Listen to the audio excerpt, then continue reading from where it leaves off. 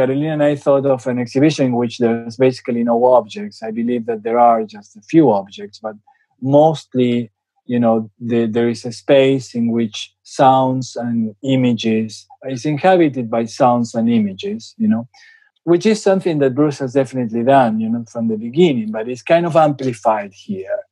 And a reference has been your work from the beginning for both of us. Mm-hmm.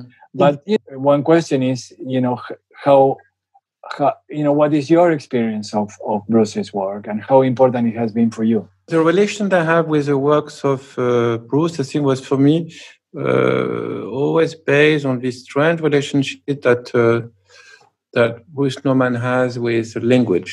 There's one painting, I think, from the 70s, called Please Pay Attention, Please. It's a white painting, white on white. It's a drawing. And I always liked it because it's, so I started with there because there's a paradox or something even more, there's some sort of absurdity in that statement painted, something clownesque a little bit. And that has to do with a weird relationship that we have in our culture between image and text that are related, that are theologically and metaphysically linked. Strange relationship with words. And of course, it's not new with Bruce. Phil already put it differently when he said, this famous sentence that goes, well done, badly done, not done, that also pose that weird relationship with imaginary and imagery. There's always a sort of like this weird relation. And of course, that comes to this work that I saw in New York, maybe the first time I went to New York in 87, in the Guggenheim Museum in Soho. I see the piece from 97, but I was there in 95 or 94. It's called No, No, No, No. It's a clown that jump. Shouting no, no, no, no, no. No, no, no, no, no, no, no, no, no, no, no, no, no, no. That piece for me was completely stunning. And I think, in fact, I've been thinking about it watching the election yesterday. Has a lot to do with it as well, This idea that something about laughter, and the relation with this comedy. A bit like Bergson talks a lot about that, the relation to laughing. You talked about the relation to sound and image. This is really all about that, right? This idea that you cannot escape even one to, both are linked. You cannot cut between both, It is exactly what it is. It is sound linked to an image. And there's no way one functions without the other. To a paradoxical, dramatic kind of act. That is at the same time funny and sad. So that work was really strong to me. But I wrote a little text about that clown, the genius as a clown. For Samuel Beckett, he was a hero. For Jacques Tati, it was Mr. Hulot, For Charlie Chaplin, he was a Trump. For Bruce, it's a clown, And the clown is this ongoing motif. So that also kind of was for me quite interesting. The relation to the motif is also quite strong, as it is in art, generally speaking, in Bruce work, You mentioned the works that you will show in Venice, that also Contrapose had been also developed through time, no? Yeah. Performance film 68, and that became eventually even a 3D image, So that grows old, with the artist, as if it has a sort of like a biological rhythm. And so that's also quite something. The exhibition is focused on three main subjects, so to call, even if I hate the idea of subject, which is the studio, the sound with a very physical perspective, and the performances. So that's why we speak about non-object. And in between that, there's a work called For Beginners, which I don't know if you ever saw, but it's just the hand with naming each of the fingers, which brings that kind of paradox relationship in between the words and the image. there's a kind of gap in between. I don't know how to describe that more. And Beckett is obviously a lot with us. There were an amazing show with Beckett and Naumann, created, I think, by Steve McQueen, and a show in Vienna, making parallel between Beckett and Naumann with that kind of slowness. So the words has a different shape in a way, and you use relationship with work. Like include, we're working together on a work called Mon Analogue at the moment, which is in Morse and translated in lights. So there's echoes maybe with your own work. I wonder if it's something that I discovered recently during the confinement, a text I never read before.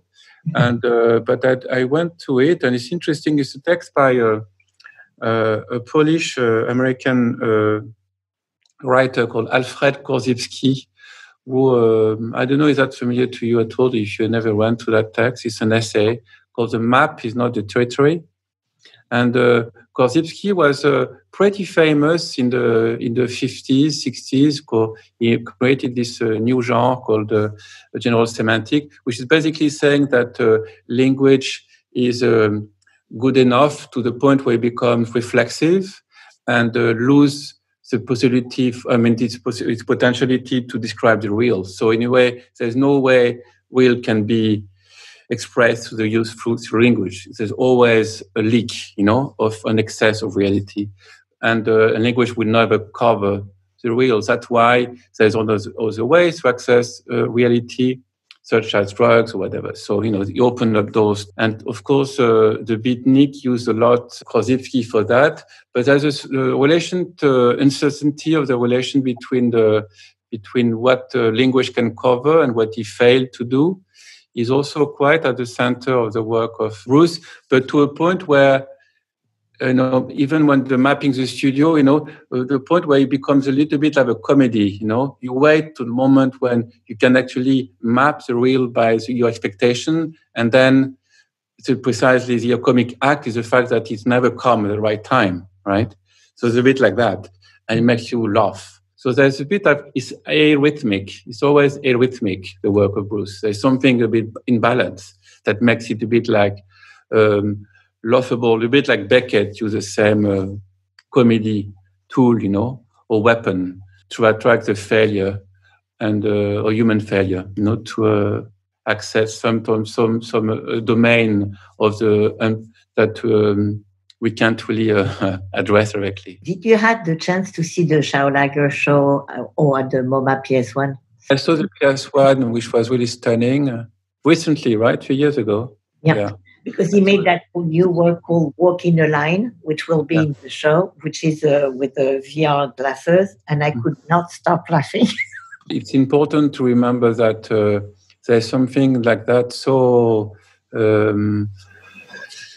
alive, in the work of Bruce, and so essential, I think. But don't you think when you look at last night when I knew that we will speak today about the work of Bruce, and I remember that clown shouting "No, no, no," stuck into the cathodic tube, not be able to leave it, and it's pathetic, it's sad, it's dramatic, it's everything, right? And it is quite Beckettian, and it's quite Bruce Normanian in a way, that you're stuck into that permanent and infernal loop, which is a ritournelle, which is also true for even this cultural work, which is also turn over and over and over. And also even the neon piece, there's always sort of like this cycle that you can't, the repetition of the same, that comes back over and over. It's something that, that is quite pregnant, into the work. And that's a sort of, it's a repetition. No. If I have to think about artists who are constantly experimenting also with new technology, again, would think of you and him. I think that's also very important for you. You're constantly thinking about what can be expressed with means of expression that have not been completely that previously used. But it's true. But also the moment when he doesn't. That's why I was thinking to feel you. The moment when he works and the moment when he doesn't, when he stops working, or he doesn't really reach this efficiency. So it's there, and also it's okay if not there too. You know, there's something about that. It's fragility. No, it's fragile because he's there, not there, and it's and he bonds all the time between those two different. Funny. Pay attention. May I mention your project with the movie, which 100 Answers and 50 Lies? Just in the title, there's that double bind in a way. Yeah, it's a feature film project, which is a bit, this idea to slowly go to start with a person, you know, who's an actor that to whom you ask a series of questions, 100 questions, to which the actor will answer by 50 lies. So, and while your film is running, you go slowly from real to fiction, but then you go slowly to real to fiction, a bit like you enter into schizophrenia, you know, or paranoia. You go from one aspect of the real, you know, to something which is slowly getting more and more confusing and non-linear, you know, and entering slowly into either madness or whatever you call it, or fiction. It has a bit of this idea of a theorem, you know, one actor, 90 minutes, 100 questions, 50 lies, you know, and everything get to be resolved at the end because there's no way out, basically. There is a work by Bruce called Violent Incident. That's a piece that I introduced when I was at the magazine in Grenoble. I used to give some talks about art to the visitors, and I present that work to the to people summer. But that's also really cool with Bruce Nauman. A lot of the works were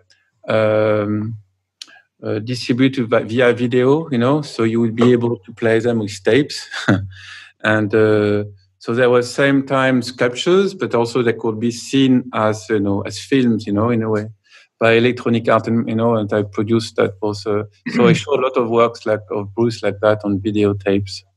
I was thinking about that kind of joke of a distance and sense of humor in between words and what they speak about. That's why I'm mentioning those books, where there is a kind of common link in between your works. It's the way things appears and disappears as well, no? Yeah.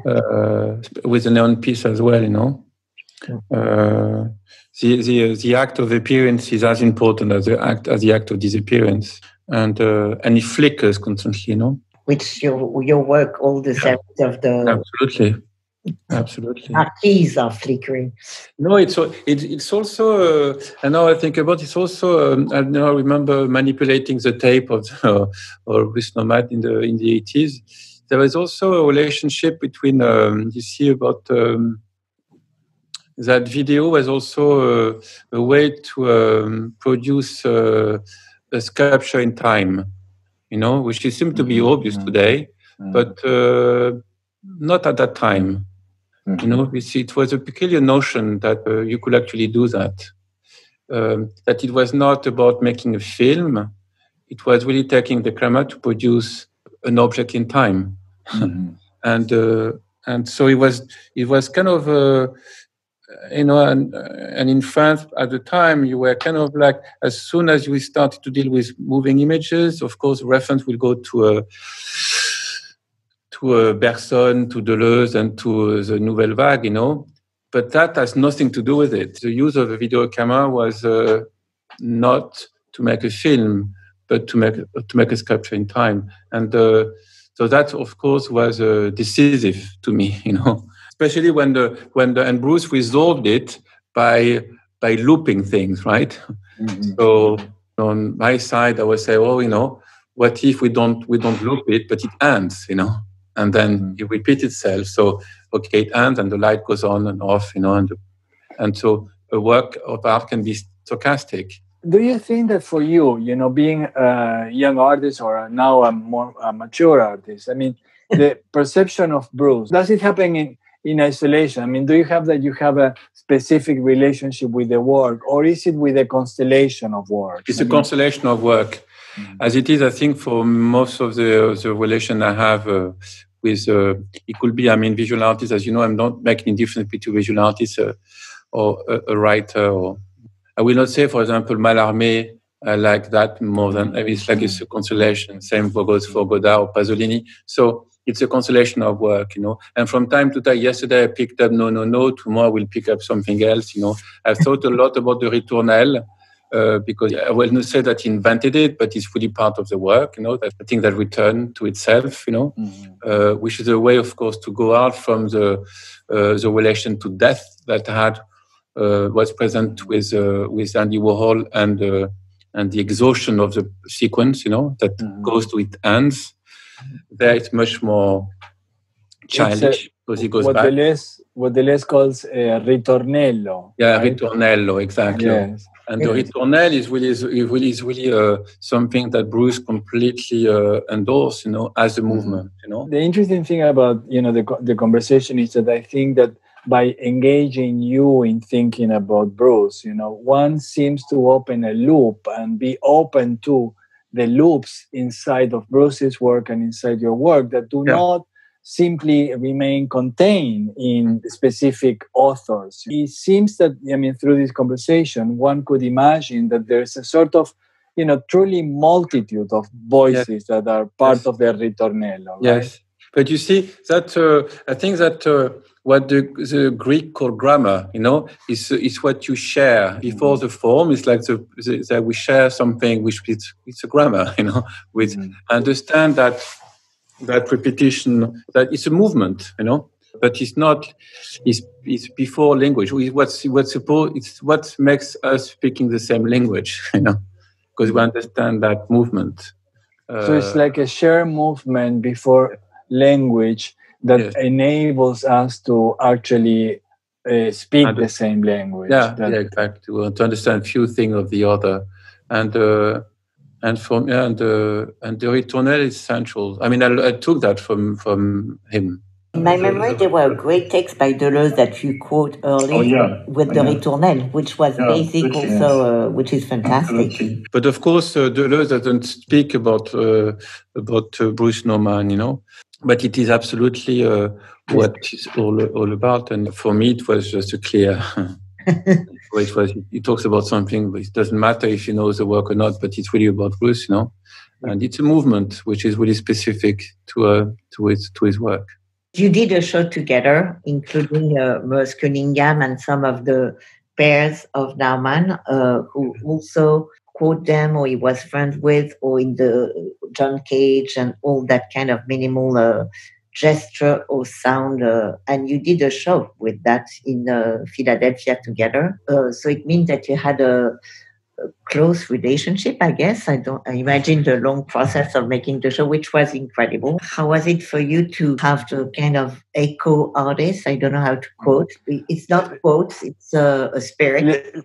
Let me say that the show, I mean, I think that I selected individual objects and Philippe made it so it would be impossible for the viewer to apprehend them as individual objects. You know, by sort of, you know, respectfully, you know, declining their individuality, you know, I think that created something completely unique, you know, which was the apprehension of the interstitiality between them that became the substance of the show. And I think that I learned, you know, from Philippe is to truly look in between. One thing that I started to learn is to go backwards in a way, you know, to start, I mean, for me, to start with the object, you know, by the end of the book, you know, and go back to the beginning of the story. So to reverse the process of misography, where you go backwards to time, where you start to reclaim that conversational space, you know, that was lost over years because of its reification to series of objects that have been produced. But if you go backwards, it's a thing that you can recreate because of this, you know, that space and that grammar. We talked about that they all shared during those years. And freely, you know, when you can see clearly one form, you know, appearing in the work and disappearing in and reappearing in another one, and without having copyright issues. But sort of so it's a free exchange of form that influence one each other, and words, forms, sounds that constantly goes from one practice to another. You do that with one person, then you speak, oh, this is a subject. But then you start having conversations outside of the subject, and you say, oh, this is a subject. And then you start considering what those conversations produce, and then you say, oh, but this was a subject. And the temporal parameters keep changing. And I think that's what we're doing now in these talks. There's a feeling like that in both works, I think, and we're trying to do that with the exhibition. And also the place of the viewer, he's also part of the movement. He's part of the space, which is the exhibition, which is not, it's a space. In both Philippe and Bruce, the viewer, it's absolutely, it's just the movement of the viewer, the perceptions of the viewer, they are substantial to the work, right? It's never a disembodied viewer. It's a change of situation. It's not about looking, more thinking, trying, feeling, moving, all the different senses. And it's non-linear as well. You can go back and go back. As you say, with time, you always miss, but it doesn't matter. You miss and you come back, So to it, there's no authority in a way, in the linearity of the process of seeing, There's maybe one more thing which I'm quite impressed with Naumann, is the way that he goes again and again and again until he cannot go again to the same motif, like contrapposto, like the work with the hands. And in your work, you also go back or even further down on the question that it goes on its own, that kind of repetition, but not as a repetition. Until you terminate it and you're done with it, Philippe, whenever, that's a really interesting thing, which is, for Philippe, no work is ever truly finished. Whenever he can, he constantly re-edits. The re-editing is a constant. That's a ritornello, If he gets his hands on an edit, he will produce a new edit, right? And the edits, they all coexist in a way. Each time, each time. There's also, especially because a lot of these works are also digitally based, so it doesn't matter, there's no fixed point to a digital object. So each time you present it, in fact, these are numbers, computational numbers, you can represent them differently. It's endless, so it doesn't matter. And you can leave traces of different movements. So it produces sort of a quasi-life,